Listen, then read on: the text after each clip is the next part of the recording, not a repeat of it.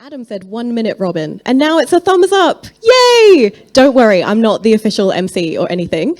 So this is just me saying, hi, hello, welcome. I have in the script to tell you to please be seated, but you've already nailed that. So well done. We are about to begin. I'm Robin. I work at Accessible Arts. I helped organise this event.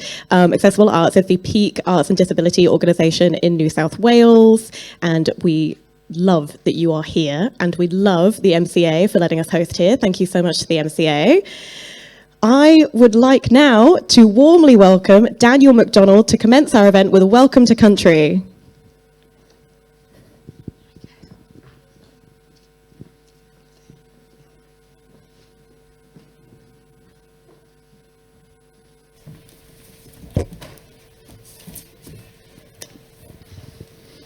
Hello.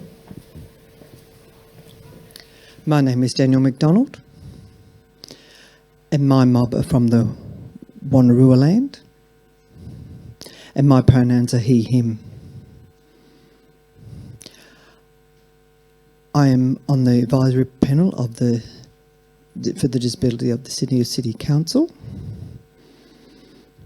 and I'm also on the First Nations Disability Network panel. And I'd also like to welcome you all here to Gadigal land.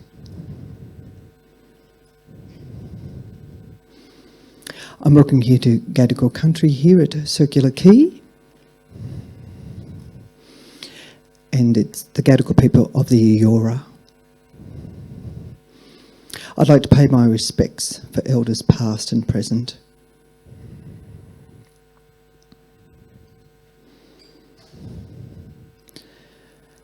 I would like to pay my respects to any Aboriginal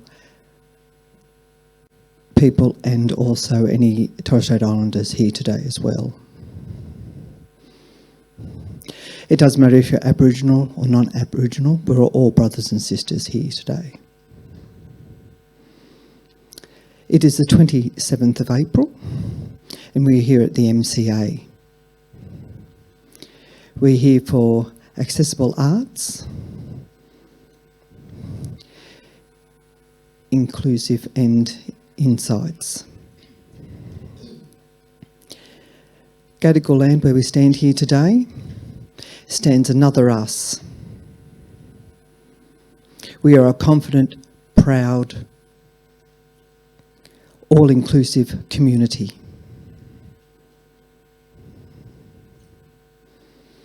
I'd like to also acknowledge the people who have forged and paved the way for the freedoms that we enjoy today.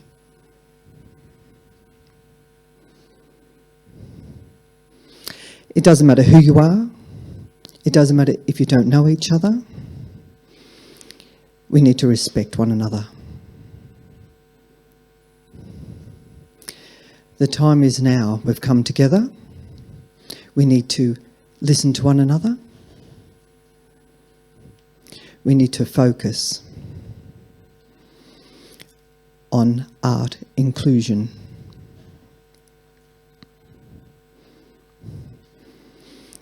So people with disabilities can reach their potential. We need to remember to have hope,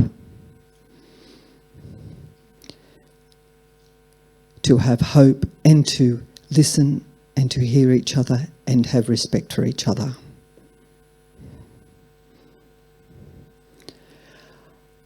I have a special guest here today, and I'd like to say hello to the special guest here today, and thank you, and have a great day. Thank you so much, Daniel. That was gorgeous. Okay, now I'm going to do an announcement about Slido. So Slido is an app for those of you at home watching online, because this is a hybrid event. You are able to submit questions via Slido. It should just be on the right-hand side of your screen. Alternatively, you can submit spoken questions or questions in Auslan by messaging them to the Accessible Arts Facebook page. That was just a little online notification because this event is completely hybrid. Isn't that cool? People are watching from home. Now, for those of you in the room, if you were really keen to also use Slido, You can. You can go on your little phone. If you're thinking of a question in your head while the panel are talking and you're like, oh, I really want to hear this question at the end, you can go to slido.com on your phone and enter the code ARTS. So it's just arts with 2 A's and it's all capital if you want to. Now, please do bear in mind, we have a lot of you here. We have a lot of you watching at home. We might not get to all of your questions, but other people in the audience can upvote their favorite questions. And then Jill, our wonderful MC, who I will introduce properly in a minute, will be able to see all of your questions on her iPad. So that's really cool. Now, I would like to give a massive welcome to our MC for today, Jill Nicol. I was so thrilled when Jill agreed to MC as the Director of Audience Engagement here at the MCA. She's well-versed in access and inclusion, and not just that, she is a warm, welcoming, lovely public speaker. Please give a huge round of applause for Jill and our panel. Thank you, Robin. I do think Robin would have made a much better MC than me. She is fantastic. Thank you. Hi, everyone. Welcome to the MCA and to everyone. I think there's over 100 people online as well. So it's brilliant to have you all here across the next hour. Daniel, what a beautiful welcome to country. Thank you so much. I too would like to acknowledge the traditional owners of the lands and waters that we meet upon today, the Gadigal people of the Eora Nation, and pay my respects to their elders past and present, and welcome any Aboriginal and Torres Strait Islander peoples here today. Always was, always will be Aboriginal land, particularly where the MCA is situated. So I'm really thrilled to be here to MC this event about accessible tech. I've worked for over 30 years with contemporary art and audiences. I've been here at the MCA for nearly 8 years as Director of Audience Engagement, and my whole life has been spent really making contemporary art accessible for as many people as possible. So just really glad to be here with everyone who also shares that passion, especially the panel. So I'll introduce them. So this is Stuart Buchanan, Sophie Pengathman-Young, hope I've said that correctly. Pretty good. We didn't practice that. And Marcus Wright. So Stuart is a cultural programmer, music curator and digital producer. He works as the head of digital programming at Sydney Opera House. But I mean, a big job. And Sophie is an artist, a digital producer and the manager for digital culture initiatives at the Australia Council for the Arts. Okay, also really big jobs. And last but not least, Marcus is a digital producer here at the MCA. Marcus is a cultural practitioner and a dear member of everyone's team here at the MCA. He's also knowledge holder, and he'll continue to develop the MCA's reach into the digital realm in the future.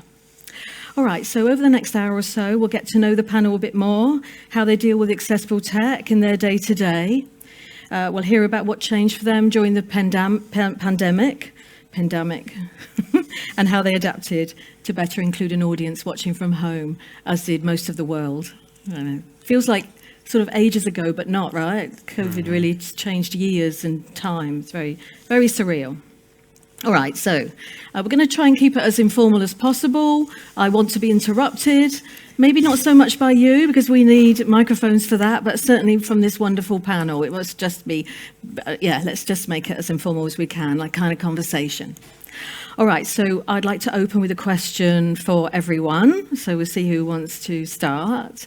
Okay, so you're all listed as digital producers. And what are some of the easy access adjustments that you often find organisations are missing? Maybe some of the quick fixes or small changes that would instantly make things more accessible. Anyone want to answer that? Warming up? I look to my left.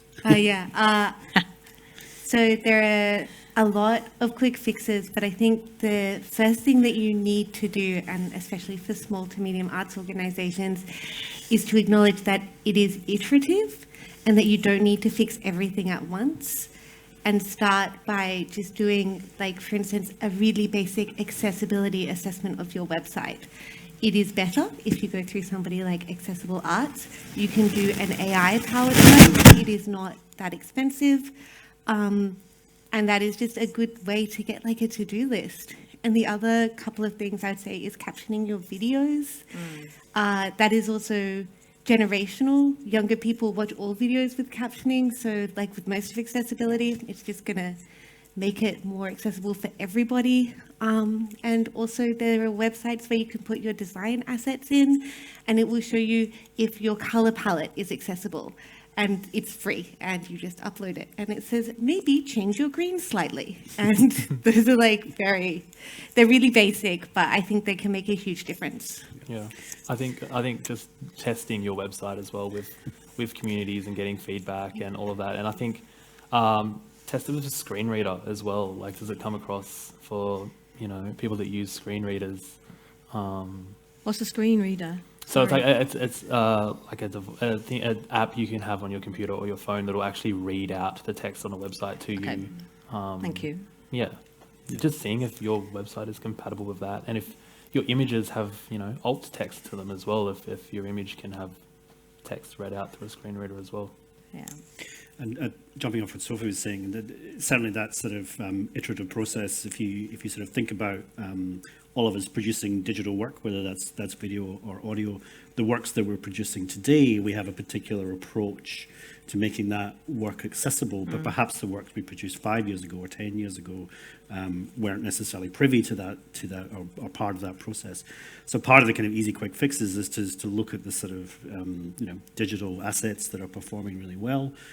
What's which videos are people watching, and ensure that those are as up to date as your most recent work. We find when we look at a lot of the videos that are watched on Opera House channels, people are as much interested as the thing we did yesterday as the thing we did 10 years ago. So it's sort of looking at your whole catalogue and inventory, as much as you can in the time that you have, but looking at what's most popular and ensuring that that's just as accessible as the most recent work you're doing. Yeah, it's keeping up with everything, isn't it? I think that's the challenge, because things change. Is there anywhere you can go where there's, a cheat sheet?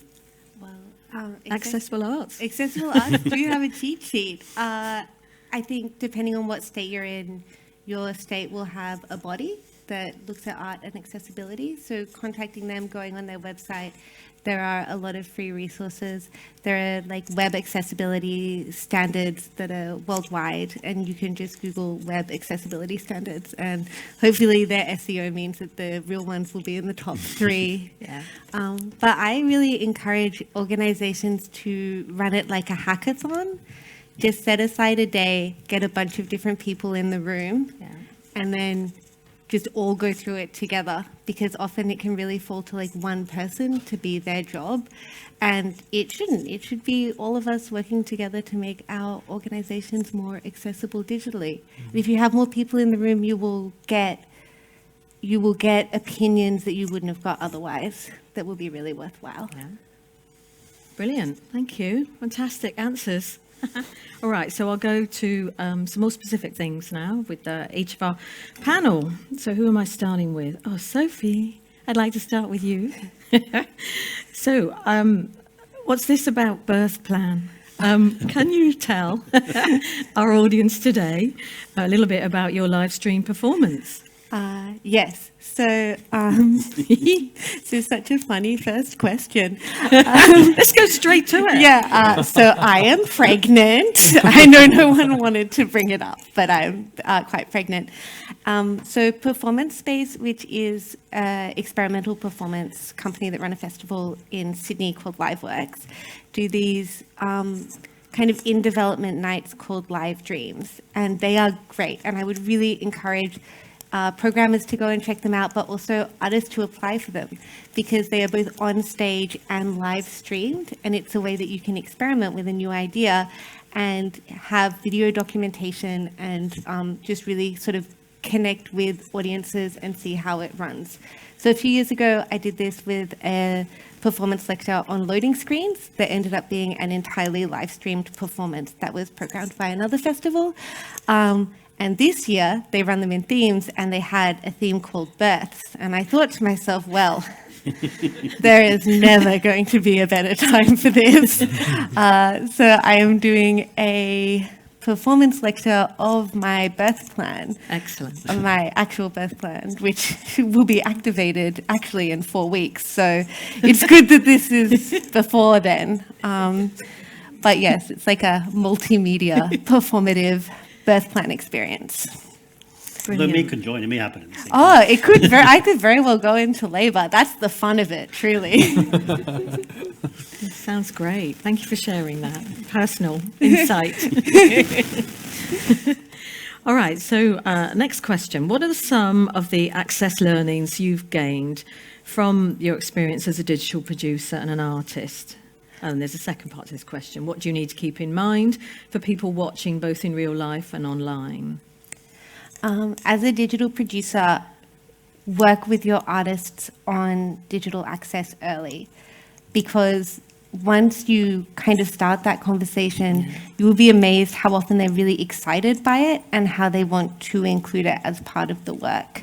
Whether it is captioning or Auslan, the earlier you have that conversation and the more you encourage them to embed it in the work, I think often the more successful it is and the more rewarding a viewing experience it can be for the viewers at home. And I think it also encourages a really lovely discourse around how we work with other people and how we work collaboratively and how we work with our audiences to make things that feel good for everybody to watch.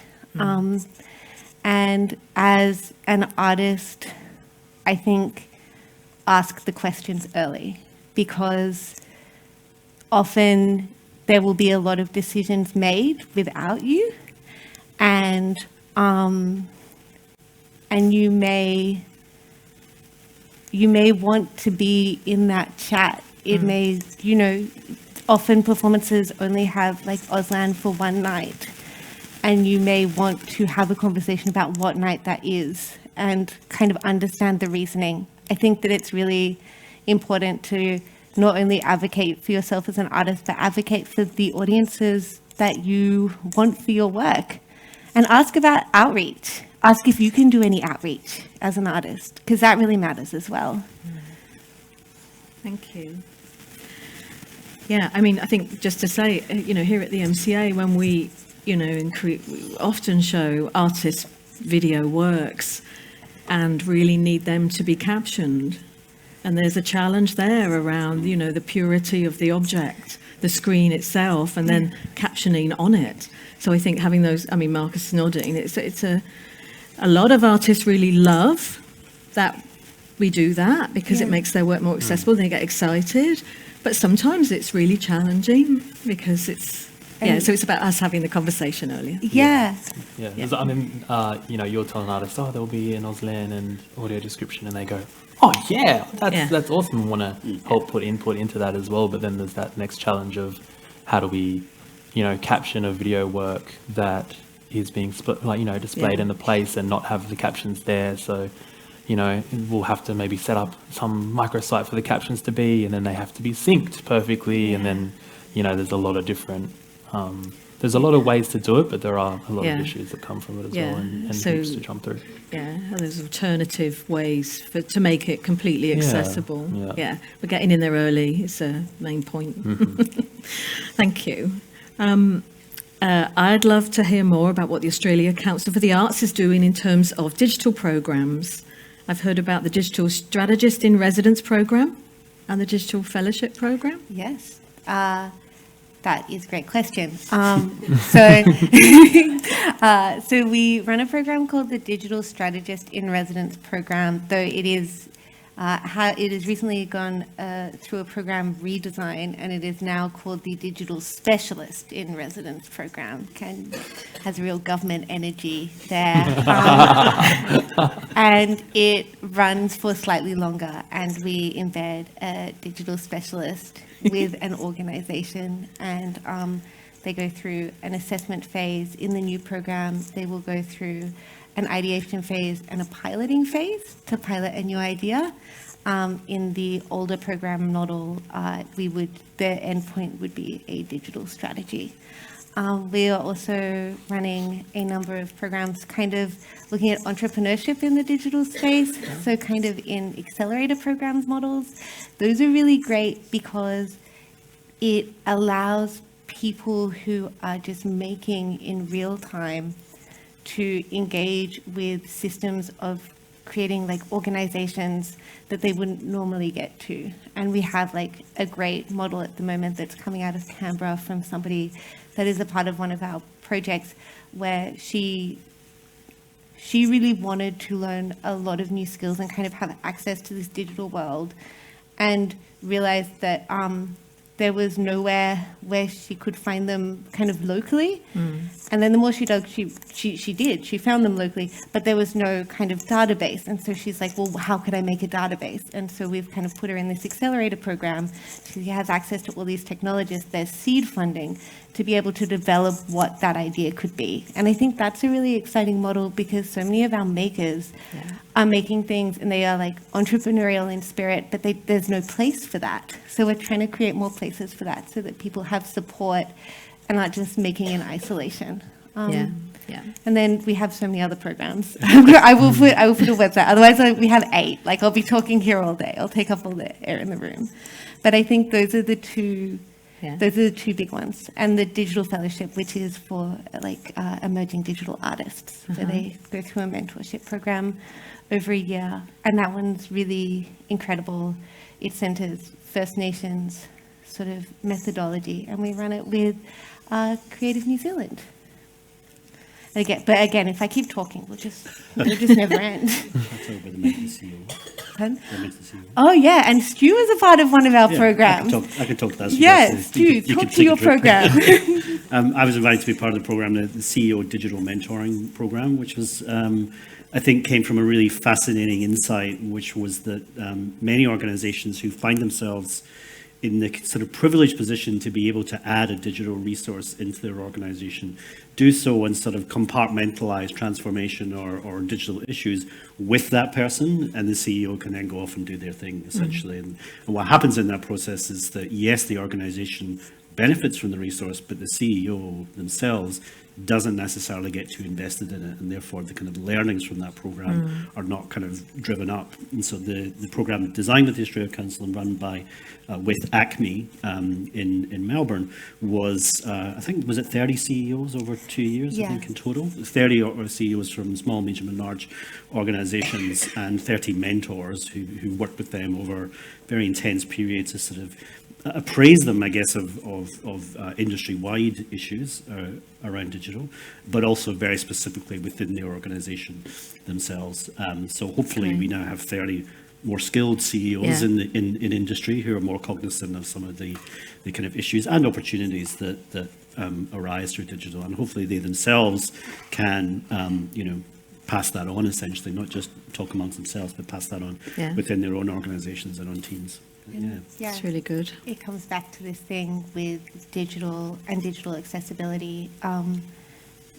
It can often just become really siloed and become one person's job, and when that person leaves the organization, all of the knowledge leaves with them. And so we're trying to create ways of embedding it more fully so that everybody has a stake, because I think the work is better when everybody has a stake. No, I mean, yeah, totally. I'm just thinking, as someone who's Director of Audience Engagement and 61 years old, I know that it's a real challenge for me, psychologically, to think I don't know what, I've never been on TikTok, or I've never, it's like feel left behind. And so I think people of all ages and all levels, it's like, how do we spread learning? How do we understand that together? And it benefits the audience and the whole organisation as well. I think we're cognizant that wherever we stand today in relation to this idea of digital, in 5 or 10 years' time, it'll be completely different. And I think all of us, in terms of the endeavours that we're involved in, will regard a success when the word digital is essentially removed from the discourse, that it's just part of our work and part of our practice. And so there is a little bit of that, of saying that when we look across the skills and capacity in the sector, it's extremely broad. It's a very, very broad continuum. But if we were able to introduce digital, or not even introduce, sorry, I should get out of that headspace, but to further digital in such a way that even talking about it sort of becomes redundant because it's part and parcel of what we do. Yeah. I think that's sort of happened in marketing, right? It's sort of happened insofar as we used to talk about this idea of digital marketing, but essentially that's now just marketing. And Yes. that word digital has been deprecated out of language in that particular area. Yeah, And I I think across our work, then hopefully the same might be true before long. I would Also, say feel that's, like- sorry, so. I was just going to say, before we can get there, we have to have a moment where every organization like looks at it and is like, okay, well, like my HR system runs on a digital platform, my pay system runs on this, my website does, and just see it fully and holistically for what it is, that every part of the way that you operate, your email, all of your meetings are all interacting with technology. And once you can, I think, get to a point where you existentially understand that every organization is inherently a digital organization, then we can get to the phrase where no organization is a digital organization. But it's a sector-wide learning. It's hard for people to get around it. Yeah, totally. I was about to say, just to inquire for yourself what digital is in the organization, because we throw the word around, director leadership level. It's like digital this. I mean, are we talking website? What are we talking about when we say the digital platform or the digital realm or the digital mark, and how to make that redundant if you don't, and if you're not all really clear what you're talking about in the first place. So I think, yeah, it's like an interesting point. Brilliant. Thank you. Thank you, Sophie. That's your questions done for now. Right, now it's Marcus. So Marcus, because we both work here at this wonderful place, I think if you could share a little bit about what we do here, what we already do in the space, and maybe if you could talk a bit about online and virtual offerings that we did during COVID. Yeah, okay. Well, so we offer a lot of digital content in the form of a website, mca.com, and then we also have mca.art, which sort of showcases what kind of works and everything we have on in the exhibitions and everything surrounded that and all the content surrounded that. So audio description and Auslan. And then, the website also has that sort of stuff as well. But I mean, during lockdown and COVID and all of that, we had a show on called the Richard Bell You Can Go Now show. And we kind of got very lucky with that, as Richard Bell has his Aboriginal embassy work that has been ongoing for a while. But we sort of developed a microsite and sort of took his work digital as well. And we had the digital Aboriginal embassy. And that show opened, I think, a week before the big 2021, 2 years ago lockdown. Wow. And there was an interactive sort of element to that work where Richard Bell would ask and answer about, the Aboriginal embassy or a First Nations relevant topic. And the user could respond with text or sound or audio or a video. And we kind of got very lucky that happened, that digital sort of platform happened around that big lockdown time, because users were really interacting with it. And we had over, I think it was something like 400 or 500, what are they called? When someone sharing, thingy. We had 500 thingies, and Digital thingy. Digital thingies. Responses. That's the word. Yeah. And I really wish we could have seen if the lockdown didn't happen, how many responses we would have got just because of that. But we went full digital with that exhibition. All of the panel talks were all Zoom recorded and captioned and put online in that way, so people could watch from home. Everything just sort of went straight to digital, and it was a testing time. We were testing a lot of things. We had 6 or 7 laptops with people calling in from just around the office, to see if we could handle 6, 7 panelists talking and then put it into one Zoom, and how do we work with that with the software that we have, and That's right. how do we share these experiences with people at home, and these panels that we can now thankfully do now, even though there are people from home, watching as well. But yeah, how could we take all of this and make it completely digital was one of the big questions that we had. I mean, just, you'd think the MCA would be fully equipped with all the latest technology, but we're a not-for-profit organisation. So when COVID hit, we realised that most staff have computer screens without cameras. Yeah. So we couldn't do Zoom. They couldn't do Zoom. It's like this sort of like this, we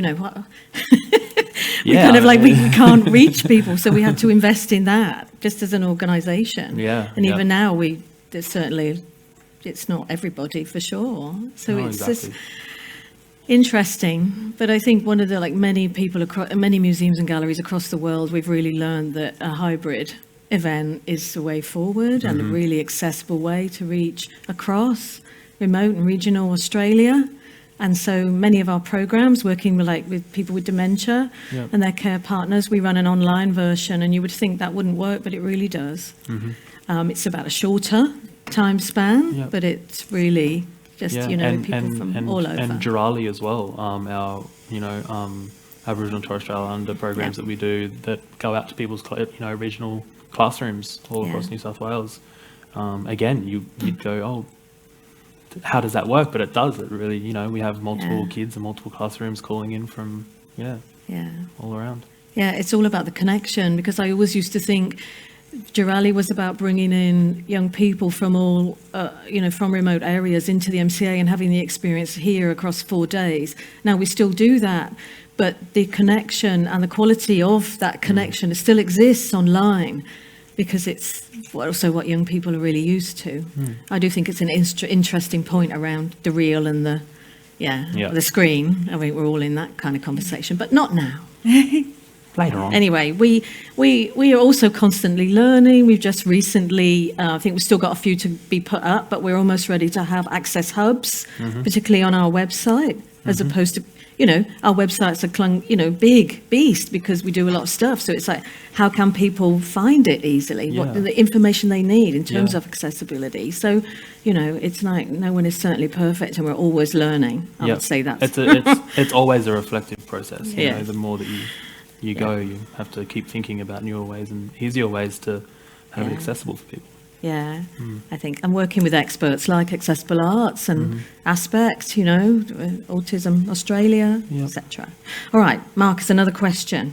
Your passion is storytelling. So how do you think we can weave storytelling better into digital mediums to ensure people aren't left out when watching at home? This is a great question, and I was this is such a good question that I was even sending it to some of my team members before, saying how would you answer this in 50 words or less?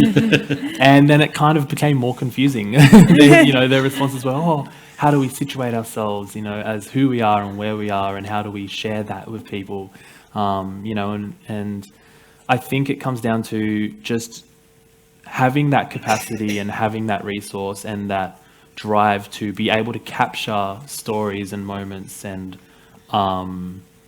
exhibitions and programs and be able to share it. So I think having digital producers and cameramen, weirdly enough, and to be able to capture these moments, and photographers. We do this thing here at the MCA called a visual story, where we will sort of describe first off on the website not only how to get here but what to expect when you're here, and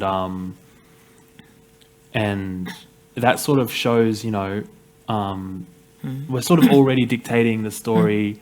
Say if you're coming for a program, there will be a visual story, how to get to that program, what to expect, what the lights will be like, if it's quite overstimulating or not. So I think capturing stories, having the capacity to tell stories, and then also keeping up expectations is one of the ways, I guess.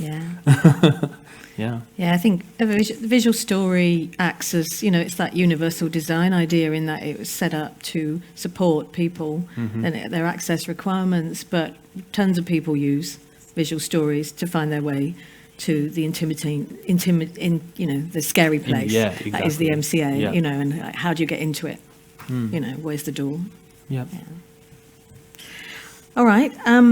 Final question, Marcus. In your digital realm, how do you think businesses and arts organisations can continue to adapt and grow accessibility in digital content?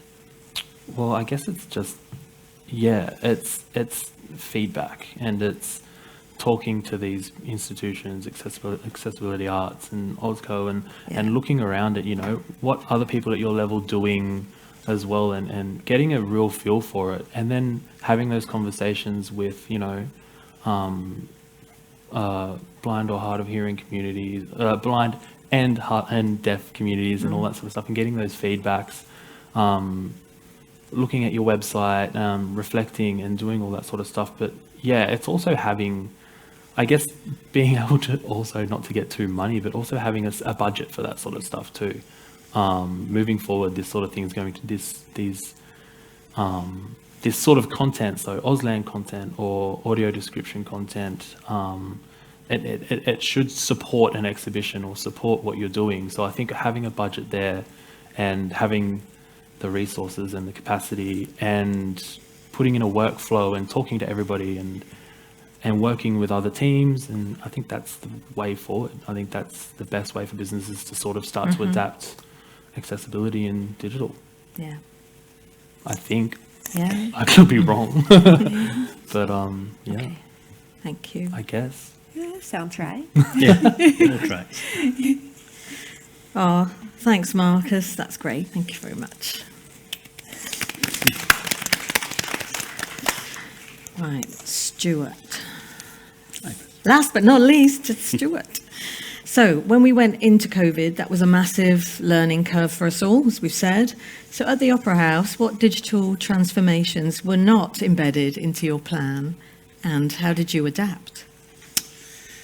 It's a good question, because I think the Opera House was in a very privileged position at the end of March 2020, insofar as, I mean, it's in a very privileged position in general in terms of the amount of resources and funding and space, status and all the rest of it. So going into COVID, even though the organisation had to understand and adapt to what it meant for transforming a live performance into effectively a digital performance, the tools that we needed, even though we might not have identified them immediately, the tools became available to us. You know?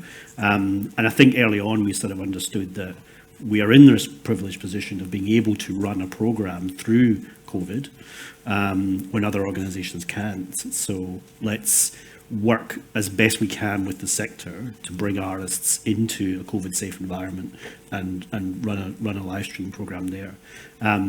So in terms of that kind of what didn't we do in terms of digital transformation, I feel like it was, you know, we all experienced time in such a strange way during that time, but it was very fast. It was very iterative.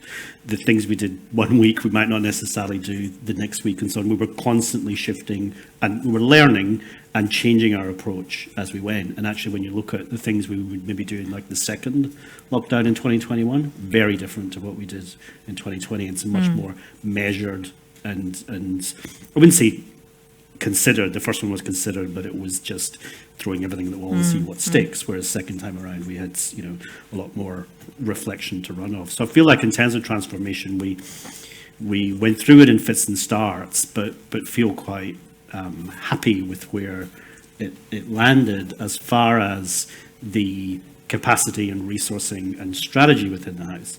Where it didn't kind of land, or where today it still has not landed, is, I think, more broadly within. I'm going to talk about the performing arts sector here because it's very specific to performing arts. Well, it's specific to my experience in performing arts. It may be within visual arts. There's a lot of similarity.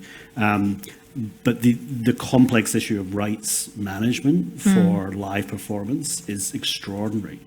And there's essentially very little in the way of guidelines for the industry, not just in Australia but internationally as well. So being able to determine, I want to film or live stream this show. What do I need to consider from a legal perspective, from a financial perspective, from a production perspective, and that will change on a show by show, artist by artist basis, because there is no kind of one way to do things, if you like. and that can be really challenging. So I've started to sort of calculate the number of requests that we would, so the house puts on 7 venues at the house, and it operates 364 days a year. So there's a lot of shows that tumble through the house. But for every time we request to film a show, I would say probably about 80% of requests or 85% of requests we put out there are declined. So it isn't the case of us just being able to say, yes, we have the resources to film something. There's a very complex process of approval and licensing in order to get to the point where you can turn the cameras on. And each case is actually very different. I'd love to be able to say the reason people don't say yes is because X, Y, and Z. But actually that rationale is pretty, as I say, pretty different on a case-by-case basis. So trying, for the industry to get a sense of, well, is there a kind of quasi-true north through this that everybody can sort of gather around to say, if we're going to film a show, here's the kind of legal framework in which we might do it, who gets paid and how much do they get paid, and so on and so on. But in the absence of that, it's still very ad hoc and therefore very challenging. That's fascinating. I didn't know. I didn't sort of get that because work in visual world. So that all the programs we did online were, audience engagement programs, delivering to community, not art as such. Well, let's see. I mean, let's give you some concrete examples. If you take something like musical theatre, which is probably the most fraught of them all, every single song in, let's say it's 12 songs in a 1 hour show. Every single song might be written by a different person, might be a different publisher, and so on. And each individual song needs to be cleared with the publisher. Now, if it's a Sondheim musical, then you're clearing everything with the estate. But if it's a cabaret show with 12 different songs by 12 different publishers, there's a lot of effort in having to clear those for live stream and broadcast, and also cost. Yeah. And it generally works on a favoured nation basis. So so someone will say, yes, you can have that for $200. The next person says it's $1,000. Suddenly everybody needs to be paid $1,000. So we've just gone through the process of clearing some works for a show we're doing in the forecourt next week, which is musical theatre. It's probably one of the most extensive and fraught and expensive processes. And I'd love for that to obviously not be the case, but it's because of that lack of standards, if you like, in terms of saying if you want to do X, then it costs Y. Not dissimilar, let's say, to something like APRA. So if you were trying to sort of license something through APRA, it's very clear in terms of if it's this number of streams, you pay this amount of fee for this amount of time, and it's great. So in advance of something, you could say, I want to stream this, and if I use an APRA, kind of process, I could work out how much that'll cost. But that's not the case. You're having to make those requests each and every time.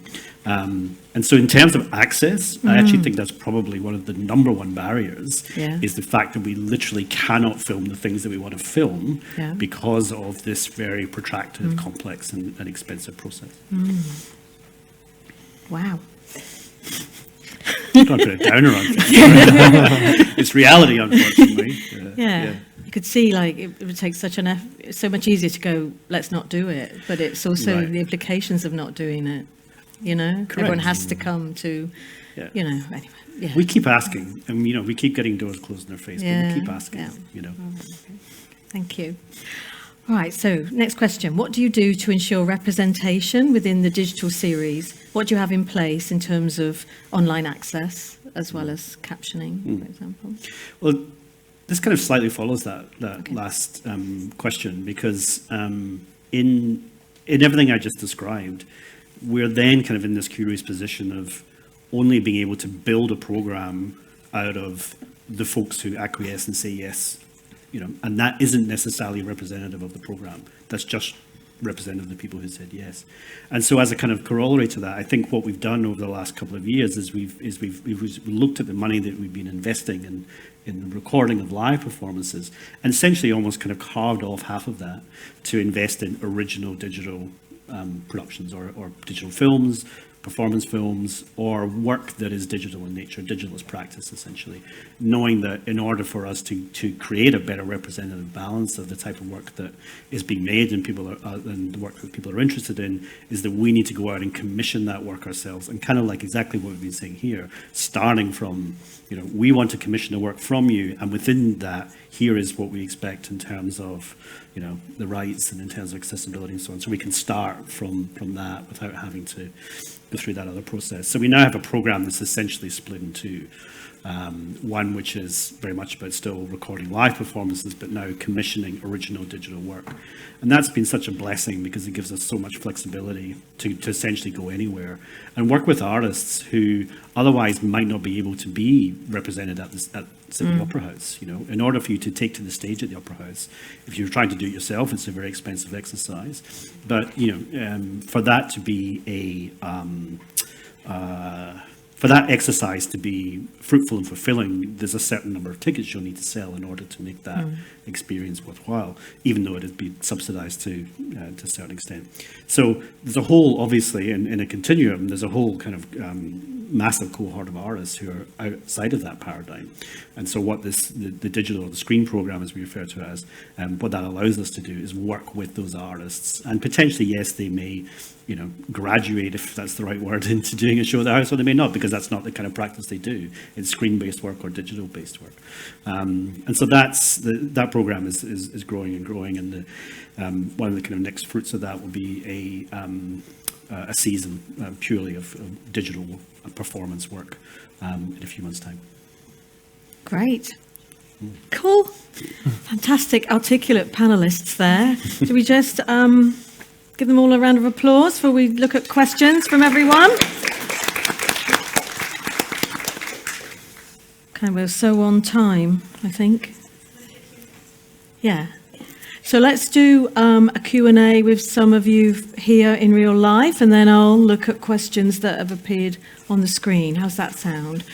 Well, we'll see if anyone wants to ask a question first. Will you put your hand up, and Mike will come. Don't be shy. Thank you. My question's actually to you, because you mentioned access hubs, Yes. and I would like to know what that is. Yes. Yeah. It's just a fancy term for pages on our website, which are dedicated to specific access requirements. So there'll be one for deaf, hard of hearing, one for autism. Marcus. Audio description. Yes, thank you. Dementia, and one more. Bella program. Yeah, Bella is our name for a suite of programs for those with disability, both children and adults. So I think we've got they're all ready to go up. We're just waiting on things, a few up, but we're just nearly there. They're all up. Susanna Thorne, my access manager, is going, they're all there. These things have taken a long time, because of the scale we're at. And all the consultation we've had to do, so just well done, and thank you for the question. Sorry I wasn't clear. Okay, hi. Hi. Early in the chat, we covered two things back to back I was really interested in reviewing your current digital offerings, your website or whatever you have, and also Stuart mentioned your old work and going back onto it. It's good to have everybody in your team getting involved and looking at things like alt text, and they are special skills though. And how do you, is there a good way of ensuring that when you do a review of your current digital customer-facing stuff, that it is getting reviewed in the right way for the right areas you want to cover? Great question. I can like to, So ideally you would work with somebody like Accessible Arts, so your state-based body, because they are art specialists, so they have an understanding of the sector, and also they are up to date with accessibility guidelines. I think that if you do that once and you get a sense of where the standards are, you could probably do that every second year, and then on the off year, you could get everybody in a room with the formats that have been set out in your kind of accessibility review from the year before and do a health check. I mean, ideally, you'd want to do that twice a year. I think sometimes what we can do is we can get an accessibility review and then be like, sick, done. And that comes back to this thing where then it just sits with one person, it sits in one document, it is not embedded. There is a real joy in getting people together and being like, what tools are you using? Studio A, who went to our digital strategist in residence program, they do a thing where every time they have a team meeting, they have somebody come and show a fun new digital tool that they're using in their practice. And it's just rotating between the staff and the artist educators throughout their team. It's this little section, they make a little video, this is a fun tool that we can use for X. And that's also like another really great way of like continuing that conversation, making sure that no one person is holding all that work. I'll just quickly add to that. Is that me? I think alt text, we've gone down a journey of looking at alt text for a number of our images online in the collection, and there's so many of them. So we need to train up some of our willing hosts who look, who are our casual team, who look after the artworks downstairs, who a lot of them are artists. But that takes so much work, and and the cost, and it's like, how do we do it and make sure that it's being done well? Because actually doing alt text is really difficult. Writing simply about complex artworks is really difficult, and the decisions you have to make around what words you're choosing. But I really want to say that it's so much better to try to do it, to step into that space, because it's quite easy to not do that. But it is so much better, particularly for an organisation like the MCA. It's like we have to take this on, and then what does it look like for us to take that on, and just not beat ourselves up if we're not getting it right all the time. But I think that the move forward is the thing. You agree? To approach it with humility, and when people come with feedback, you action it. I think that it becomes more rewarding, and then you connect with the people who have the feedback, and then that becomes a really lovely process as well. I might just look at my screen now and ask a couple of questions from that. All right, so thank you. Go on here. So, how do we ensure organisations give money and time to building accessibility? For example, production budgets for artists. Good question. How do we ensure organisations give money and time to building accessibility? Well, I would say off the top of my head, it's about making it priority and discussing it as a priority and having it at a director and leadership level, wouldn't you say that? Have a line in your budget, and when you apply for a grant, a lot of grants require it, and put in an appropriate amount of money to do it well at that point.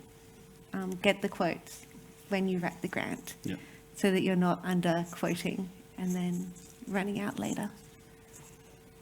I can't speak fully to my colleagues in the production team because I'm not embedded there, but I do know that part of the process now, when going through technical requirements and rider requirements, that the accessibility requirements, yes, they're enshrined, but they've been developed a lot further now. So when artists are being contracted, all of their particular needs and requirements are there from get-go, as opposed to that as being something that's introduced later in the process.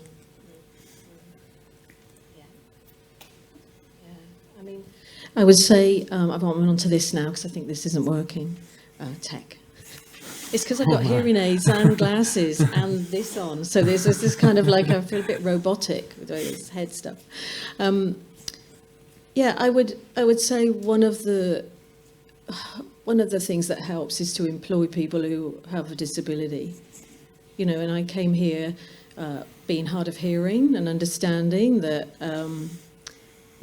to make space for difference, disability in all kinds of ways, and what would that look like? And in my position as director, to have the power and authority to make those decisions, I think was really key, and to employ artist educators who identify as deaf has been a joy.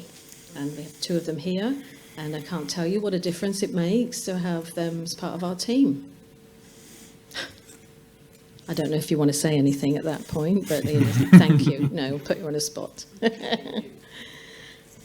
Okay, I'll look for another question.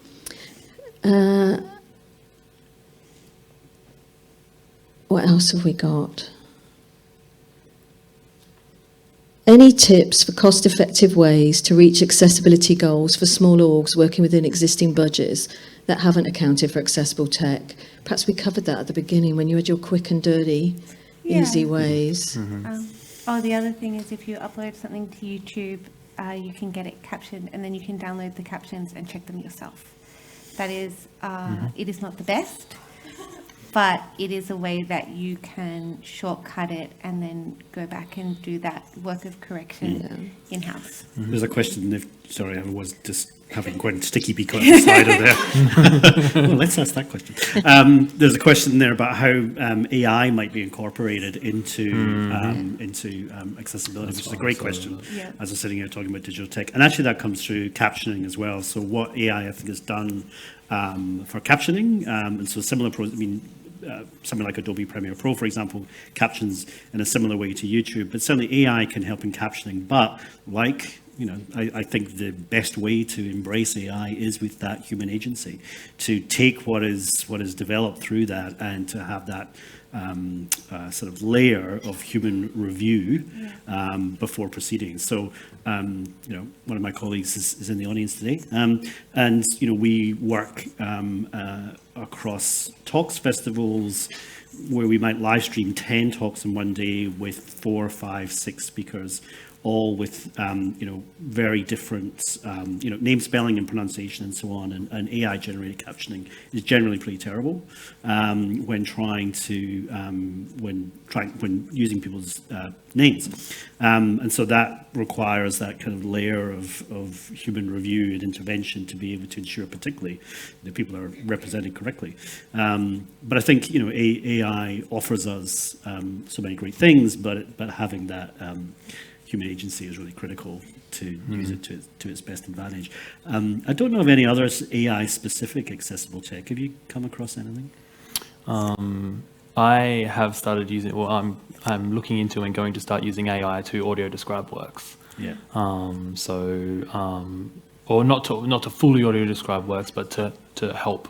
To help create scripts and create the voice as well. If we have 2 very hardworking artist educators at that work here that help record with audio description, and it's just and the next way to have them also help.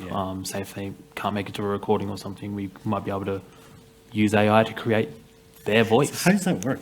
That sounds fascinating. So they have to approve it. They have to like open wordly say on a recording that this is my voice and I agree to this. Yeah.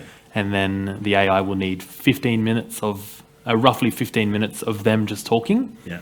And then the AI, you can type in whatever you want, and then the AI will create their voice and generate their voice and have them say whatever they want, which is amazing and crazy and wild. And scary a little bit, but it's very interesting what it can do. You can also do like a first run of alt text. So I would check it just like with the other things. But I think AI is great to do a first run of things. It can help you write an accessibility checklist, and it can do a very basic accessibility audit of your website. It doesn't replace humans, but it's not a bad way to start the conversation internally. It's a tool. AI can describe images now. And what's in an image, so it's going to be an exciting moving forward. I think it's AI is like, who knows what the next few months will look like so fast. So this is like in a year's time. That's an accessible tech AI panel discussion, don't you think? Or maybe even this year. Who knows? Yeah. So it seems that's really going apace. And I haven't started using it yet. I'm almost going to feel guilty about doing it because it's like going to replace my head. Or my thinking in some way. But I'm just I'm not one of those initiator people. I'm a kind of follower. I might come to regret it when Skynet takes over, but I'm very much an advocate for AI, and I'm very much an advocate for a starting position of positivity. And by all means, be skeptical, and by all means, understand what it is you're doing and how it's being used, and what the data set is, and the legality of the data sets that you're using. By all means, be cognizant of all that, but to embrace and work with, because it's such a great, powerful tool if it's wielded for the right purpose. And I think on that note, we'll finish. I've just got a few thank yous, so bear with me. But yeah, I think just to say that, it is a tool, isn't it? All these things are the tools, and it's how we use them. Yeah. There's just a couple of quick ones that I saw last week from the UK, some research being done into accessible tech that I'll just very briefly quickly mention. One of which I thought was terrific, which is using augmented reality, whereby the Auslan interpreter is essentially brought up on your phone using augmented reality. So you could be watching something on screen, and the interpreter is there essentially through your phone, interpreting, and they're shot against green screen somewhere, so you're seeing them in kind of in a 3D representation, which I thought was great. It's just a sort of dummy. And then similarly, a very similar one whereby the Auslan interpreter was not standing in real life adjacent to us. It was actually a hologram on the stage, and this was in a theatre production in the UK that they had done that with, and again, just sort of experimenting with that. But I like those ideas, and I just want to very quickly mention one of the films that Liz from Accessible Arts shared with me last year, where the Auslan interpretation was done with the same creative, let's say, dress and costuming and appearance as the performers in the film themselves, and it became very much part of the aesthetic of the film. And I feel like that is such a terrific representation and a kind of way forward for thinking about incorporating that. I've seen a couple of great films out of the UK that does similar things, and that was a real eye-opener, and I'm really excited about how we might take that on board. Yeah, we see that with audio description as well, rather than that very formal start at the left-hand corner or right-hand corner and go round. It's more around feeling and meaning that you as an audio descriptor start to bring yourself into it. So it's this thing about you start to embody part of it. You're not this objective person. And embrace that and put it to the So much we could talk about, but it's time to finish. And so thank you to you, the audience, for joining in person and online. Hope you've enjoyed it. Those of you here, I'm encouraging you to go up to the cafe. Please be aware it's a public cafe, but is to continue the conversation if you wish to. The next Accessible Arts event, hybrid event, is the 29th of June, Art Gallery, New South Wales, and it's called The Future of Art. Maybe that's got AI in it. Who knows? Almost certainly. Right, and now a massive thank you to our sponsors and partners. Thank you to Create New South Wales. And this event was made possible with support from City of Sydney. Thank you to Pyrrhus for making this event as accessible as possible. I think they've been amazing, wonderful to work with. Thanks again to you three. I've just so enjoyed that conversation, and it seems to have gone really quickly. And I'd like to say a thank you to all MCA staff behind the scenes, Susanna, Cindy, and Christian, and all the wonderful tech people here. And finally, thanks to Accessible Arts for being such an amazing partner, enabling this to happen. And my personal thanks to Robin, who's been amazing, writing all these questions, doing all my thinking. Thank you, everyone. Thank you.